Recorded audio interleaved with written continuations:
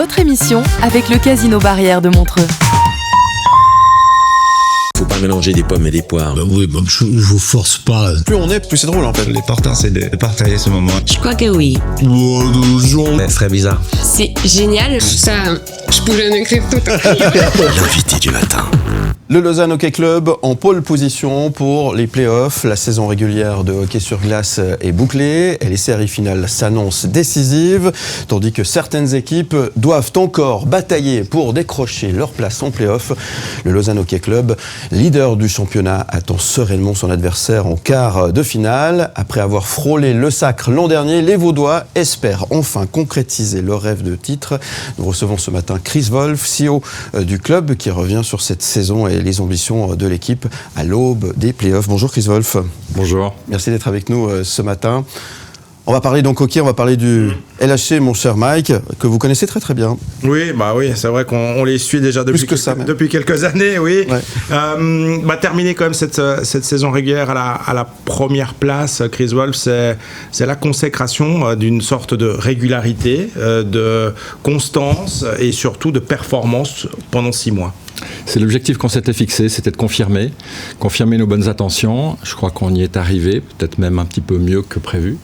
Cette première place, on la prend, mais c'est déjà derrière, puisque demain arrivent les quarts de finale, et puis on doit être focus là-dessus, et on doit se concentrer sur ce nouvel objectif qui va être difficile à atteindre, on le sait, parce qu'on est attendu au tournant, et puis on sait que peu importe l'équipe qu'on rencontrera finalement, ce sera dur. Les gens vous attendaient au tournant déjà pendant la saison régulière. Les gens, ils ont répondu présent aussi, surtout.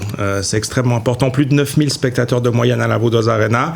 C'est une augmentation de 25% par rapport à la saison dernière. Ça démontre à quel point les Vaudois ont adhéré maintenant au projet et sont derrière vous. Oui, il s'est passé indéniablement quelque chose au mois de mars et au mois d'avril de l'année dernière. Et on l'a vu, c'est un succès populaire, c'est une marque de reconnaissance pour le travail qui est effectué.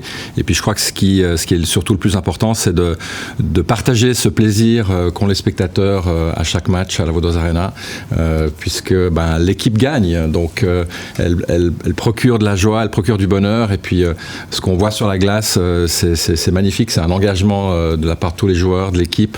Et je crois que c'est ce que les gens veulent voir aussi. L'équipe gagne à la maison. On a souvent fait la comparaison avec Malais, le chaudron de Malais. Est-ce que la Vaudoise Arena est redevenue ce chaudron qui était Malais? On a senti aussi le tournant lors des playoffs de l'année dernière. Clair, on n'a pas enterré Malais, mais on l'a mis dans une petite boîte sur une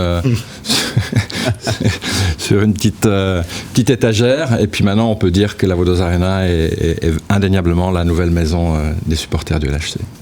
Vous avez réalisé un sondage d'ailleurs cette saison auprès de vos abonnés, de vos spectateurs réguliers, pour savoir un peu effectivement que représente la Vaudoise Arena, comment ils vivaient cette expérience. Est-ce qu'on a une première tendance déjà qui s'est dégagée de cette étude ? Oui, alors l'étude, elle montre quoi ? Elle montre que les gens maintenant ont repris confiance, sont extrêmement reconnaissants du travail effectué par le coach, par les joueurs. Et puis oui, tout le monde se sent bien dans cette Vaudoise Arena parce qu'il y a de l'ambiance, parce que on y est bien reçu, accueilli. C'est une maison sécurité. Ça aussi, ça compte dans le sport. On n'aime pas voir ces images de temps en temps de violence qu'il y a plus dans le foot, mais je crois qu'aujourd'hui on a réussi quelque chose de bien, de bon, mais on est encore en reconstruction. On n'est que dans la 2e année de notre reconstruction. On essaye encore d'ajuster, on essaye de trouver nos marques sur certains points, mais c'est encourageant évidemment parce que finir premier en saison régulière, ça donne de l'espoir. On va parler des playoffs tout à l'heure, vraiment des ambitions et des attentes par rapport à ça. Mais un mot encore sur la saison régulière qui s'est terminée. Parce qu'il y a eu la Champions Hockey League, qui a été une parenthèse intéressante. C'est toujours une expérience aussi que de jouer contre des équipes étrangères. L'aventure s'est terminée en 8e de finale face à Genève Servette. Quel bilan vous tirez-vous de l'opération Champions Hockey League ? Alors, je dois vous répondre en 2 fois. Je pense que d'abord, d'un point de vue sportif, et les joueurs et le coaching staff ont fait un bon bilan, on tire un bon bilan de cette expérience parce que pour eux, en termes de préparation sur les mois d'août et septembre, un warm-up de début de saison, c'était excellent. C'était excellent de rencontrer d'autres équipes que celles que vous allez rencontrer durant le championnat. Économiquement, c'est catastrophique parce que on a très peu de spectateurs, beaucoup de frais, plus de 100 000 francs de frais pour aller 3 fois jouer à l'extérieur. Donc ça, c'était évidemment pas bon.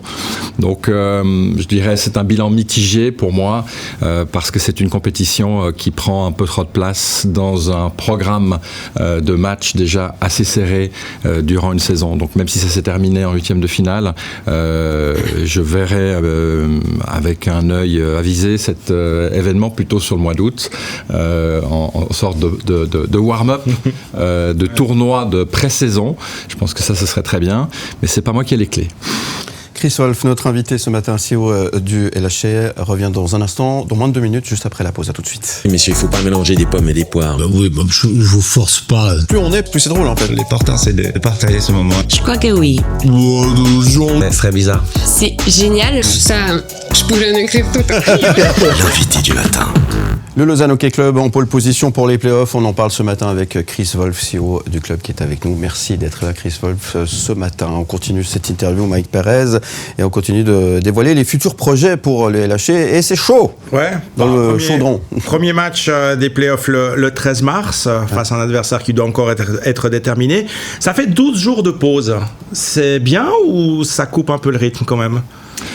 Non, je pense que c'est bien parce que ça permet encore une fois de s'entraîner, d'avoir aussi des day off. C'est une chose qui est importante dans la vie d'un sportif et je crois que notre coach dose bien ces efforts-là. Qu'est-ce qu'ils font ces jours justement les joueurs ? Ils ont congé un petit peu là ? Les deux. Mais il y a beaucoup d'entraînements et beaucoup d'intensité qui sont mises dans les entraînements. Et puis certains profitent aussi de se reposer un tout petit peu parce que reviennent de blessures. Il y a des automatismes à retrouver puisqu'il y a eu des blessés, il y a encore des blessés, il y a des nouveaux joueurs. Donc c'est aussi l'occasion de perfectionner tout ça. Alors, vous ne connaissez pas le nom de votre adversaire. Non. Ça sera soit Langnau, soit Rapperswil, soit Ambry. Comment est-ce que le coach, lui, il peut anticiper, préparer ? En jouant notre jeu et en s'occupant finalement peu de l'adversaire, ça c'est son adage. Après notre coach et les autres, tout le coaching staff sont des gens extrêmement bien préparés, sont des gens qui travaillent, ils sont là très très tôt le matin et il y a beaucoup d'analyses vidéo, donc à partir du moment où on saura qui est l'adversaire, ce sera pas non plus une grande surprise puisqu'on l'aura rencontré déjà en saison régulière, on connaît l'équipe, on connaît sa façon de jouer. Puis après il y a des stratégies qui se mettront en place évidemment en play-off, match à domicile, match à l'extérieur, les choses vont changer, le match-up change si tu es à la Vaudoise Arena. Ce qui est bien, c'est qu'on a l'avantage de la glace. Ouais, vous l'aurez jusqu'au dernier match, jusqu'au 7e match de la finale. On espère arriver jusque-là, ou disons que ça se termine avant en finale, disons quoi. Mais parlons de l'objectif et des ambitions, parce qu'évidemment, vous en tant que dirigeant, vous avez toujours un discours qui est assez mesuré, mais les joueurs, eux, ils le disent et ils l'affichent, eux, ils veulent le titre. Tous les compétiteurs veulent gagner. Tous ceux qui ont participé aux Jeux Olympiques, à la Champions League, au Championnat du Monde, à la finale de la Coupe Suisse, à la National League maintenant, aux Playoffs. Tous, ils veulent tous gagner, ce qui est logique, ce qui est normal. En tant que dirigeant, on mesure ça peut-être un tout petit peu différemment parce que pour nous, le succès, il englobe plusieurs critères. On a plusieurs objectifs qui ne sont pas seulement liés au sport. Tu parlais tout à l'heure de la patinoire remplie, c'était un objectif. Se reconnecter avec les Vaudois, c'en était un. Et devenir que la Vaudoise Arena soit chaque soir difficile à conquérir et qu'on soit imbattable sur notre glace, c'était un objectif. Ça le reste, ça doit le rester, ça doit le garder. Et je crois que c'est ça qui est fantastique avec ce projet, c'est qu'il y a tellement de choses encore à accomplir, il y a tellement de batailles à gagner en tant que dirigeant avec ce club, pour l'académie, pour la fondation, mais aussi pour le LHC. Et je crois que la plus belle chose, c'est la reconnaissance et puis c'est la crédibilité qu'on a retrouvée maintenant. Il y a la volonté des joueurs, les ambitions des joueurs, évidemment, et celle du public. Les attentes, vous l'avez dit déjà tout à l'heure, elles étaient énormes en vue de la saison régulière. Donc ça, c'est fait. Maintenant, effectivement, le public, il vous attend pour les playoffs et il veut vous voir aller au bout. Bien sûr. Alors, comme je l'ai dit avant, hyper compétitif, on est focus sur les quarts. On sait que les quarts de finale, c'est toujours le plus dur, c'est toujours le plus difficile. L'année dernière, on a lutté au 7e match contre Davos, on est passé tout près. Hein. Et on s'attend à ce que ce soit une lutte, encore une fois, peu importe l'adversaire, il sera hyper motivé de nous jouer, hyper motivé d'être là, parce qu'il a lutté, il a bataillé pour accrocher le dernier ticket en play-off. Et on sait que ces quarts seront pas faciles. Donc voilà, il faudra s'accrocher, il faudra se battre, et puis après il faut accepter aussi que c'est du sport. De temps en temps tu as des poteaux qui sont carrés, tu as des décisions qui tournent pas en ta faveur, il y a une ou deux blessures, mais voilà, ça fait partie du jeu, et puis on est prêt pour ça, on est prêt pour cette bataille. Les playoffs, ça commence donc le 13 mars. Il y a une première échéance importante pour vous, c'est tout à l'heure à 10h. La billetterie pour ces playoffs qui ouvrent. L'objectif, évidemment, c'est de remplir la patinoire que 9600 spectateurs garnissent la Vaudoise. Exact, 3000 billets à vendre en plus des 6500 abonnements, et on a décidé de récompenser la fidélité là encore en donnant la possibilité à nos abonnés d'acquérir 2 places, mais aussi à celles et ceux qui sont venus au moins une fois assister à un match. Les autres devront attendre leur tour s'il reste de la place. Ouais. Mais ça va se vendre. Ça va se vendre. Ouais. Ça sera plein. Oui, d'accord. Oui, bon, bien sûr. On vous le souhaite en tout cas. Merci beaucoup. Merci Chris Wolf d'être venu ce matin. À part que ça va cartonner, qu'est-ce qu'on peut souhaiter à Chris Wolf ce matin? Un peu de sérénité, un peu de la bonne santé, du plaisir. J'écoutais tout à l'heure qui c'est qui est décédé? Herbert Léonard, pour le plaisir. Voilà, c'est ça qu'on veut voir. Très bien. Merci en tous les cas. On vous retrouve évidemment en podcast et en image sur le site mlemedia.ch, et puis à très bientôt. Merci Philippe. Et puis vive le LHC, évidemment. Où tu veux, comme